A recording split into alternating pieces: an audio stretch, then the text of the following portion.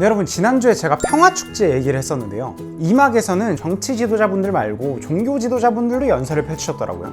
종교 하면 어떤 모습이 떠오르시나요? 인터넷에 검색을 해보니까요, 광신도, 한국 종교의 문제점, 이런 부정적인 단어들이 먼저 올라옵니다. 저도 종교인이긴 하지만 관련된 이슈를 뉴스에서 볼 때마다 비판적인 생각이 먼저 드는 것 같아요. 다양한 종교들이 있죠. 불교, 기독교, 천주교는 우리나라에서도 가장 보편적인 종교인 것 같아요. 이들을 떠올리면요, 저는 싸우는 장면만 자꾸 떠오릅니다. 네가 틀리네, 내가 맞네, 이렇게 부딪히는 모습만 자꾸 생각이 납니다. 유일하게 종교가 화합하는 장소는 바로 군대가 아닐까 싶어요. 먹을 거 많이 주는 곳이 내가 믿는 종교가 됩니다. 지난주에는 하나님의 목자였다가 다음 주에는 부처님께 인사를 드리고 있습니다. 군대 얘기 죄송합니다. 제가 그랬거든요.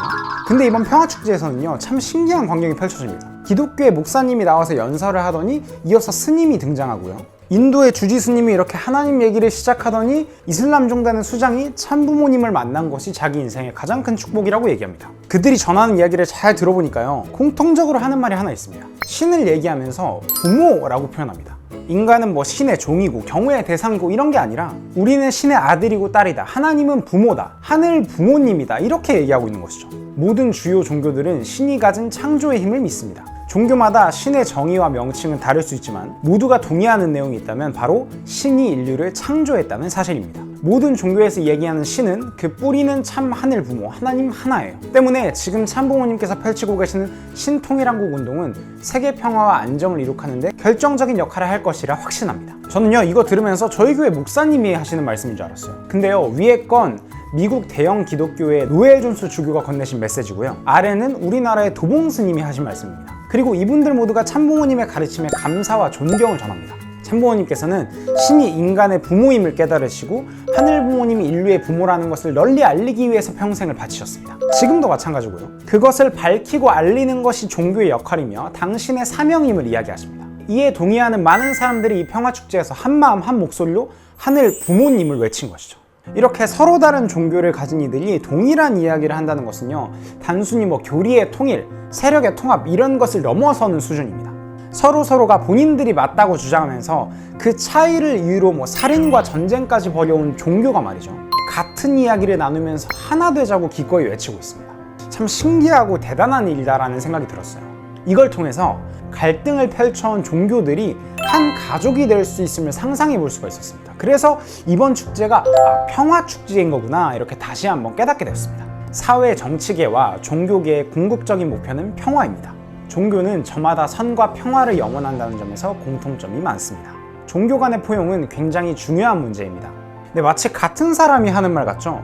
위에 건 인도 사원의 주지 스님이 하신 말씀이고요, 아래는 우리나라 개신교의 목사님이 하신 말씀입니다. 인류가 하늘 부모님의 자녀임에 동의하고 참부모님의 평화 실현에 동참하는 많은 종교 지도자가 있음을 알 수 있는 축제였습니다. 진정으로 인류가 추구해야 할 방향, 종교가 나아가야 할 방향을 명쾌하게 제시하신 참 부모님이구나, 그리고 이를 밝힌 이번 평화축제구나 라는 생각이 들었어요. 어떤 노력을 하셨기에 이렇게 많은 이들이 공감하는지 신기할 정도였습니다. 여러분, 혹시 세계 경전이라고 들어보셨나요? 기독교 경전, 이슬람 경전 이런 게 아니라 세계 경전입니다. 1994년 참 부모님께서는요, 전 세계 종교학자 40여 명을 모아서 세계평화 종교회의를 개최하십니다. 그리고 거기서 세계 주요 종교 경전에 등장하는 단어들을 비교하면서 연구를 펼치시죠. 그런데 참 신기하게도요, 73%가량이 모두 같은 말을 사용하고 있었다고 합니다. 이렇게 터번을 두르고 염주를 목에 걸고 십자가를 앞세우는 겉모습은 다르지만 우주의 근본을 찾고 창조주의 뜻을 헤아리는 것은 모두 같다라고 전하셨습니다. 신이 부모라는 것에 사실은 많은 종교가 이미 동의하고 있었다는 뜻이죠.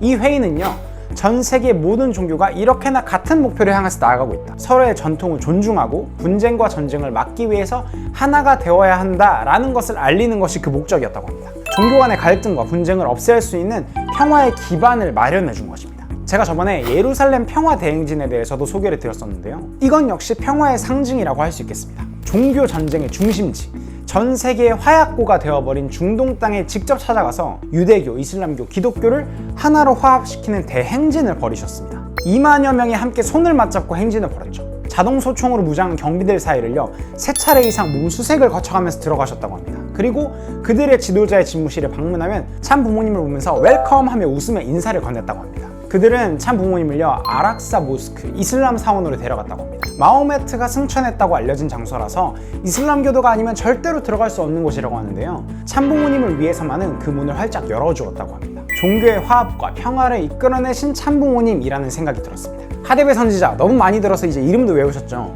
500만을 거느린 아프리카 총단의 수장이고요. 세네갈의 만수르 디우프, 이분은 이슬람의 가장 영향력 있는 지도자 중에 한 사람입니다. 그런가 하면 짐바브웨에서 900만 신도를 거느리는 요하네스 은당가 대주교도 있습니다. 이분들은요 참 어머님을 뵈면 아들 왔습니다, 당신의 아들 여기 있습니다, 이렇게 얘기를 하시더라고요. 참부모님은 전 세계 다양한 종교의 수장들을 자녀로 두고 계십니다. 그리고 그분들에게 너희 의형제해라 이렇게 말씀을 하시는데요, 기꺼이 그들은 형제가 됩니다. 참부모님을 중심 삼고 인류의 부모 되시는 하늘 부모님을 중심 삼고 기꺼이 화합하는 것이죠. 그들에게 종교가 다르다는 것은 중요하지 않습니다. 부모님을 중심한 평화가 그 무엇보다도 우선인 것이죠. 제가 재밌는 영상 하나를 봤는데요, 알쓸신잡이라는 프로그램입니다. 출연자들이 가벼운 모임 자리에서 잡담하는 분위기로 아주 높은 수준의 지적 토크를 펼칩니다. 유시민 작가님이 이렇게 얘기를 하셨습니다. 유럽 기독교 신자들의 유대인에 대한 수백 년의 박해를 보면 종교가 인간성을 북돋는다는 말을 믿을 수가 없다. 아무런 합리적 근거가 없는 박해와 차별을